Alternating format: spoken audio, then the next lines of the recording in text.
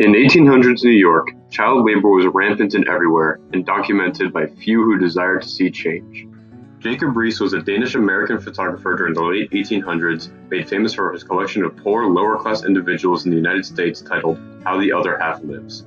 Riis originally wanted to work as a carpenter. After seeing the terrible circumstances in the city, he decided to photograph the poor individuals and spread their stories instead.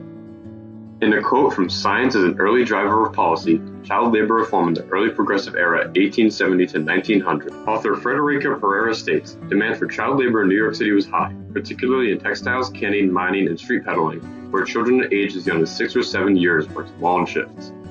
Jacob Riis wanted to show the difficult circumstances that many Americans living in New York City were dealing with compared to the rest of America. In the article, The Accidental Icon, How Jacob Riis Went from Muck to Muckraker, author Steve Weinberg quotes Tom Buck-Swienty, about 500,000 people and their numerous animals lived in the slums.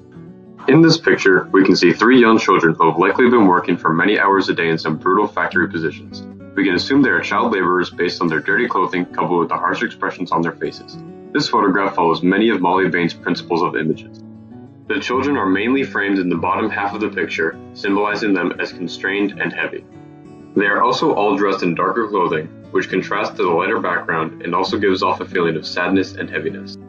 The child in the middle is framed in the center of the photograph, which draws our focus to his face, which is clearly showing his feelings of being distraught and lonely in the city.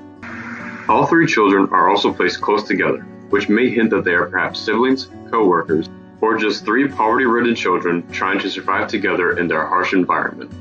With this and other collections, Jacob Riis pioneered social reform as one of the first famous muckraking journalists and changed labor laws forever.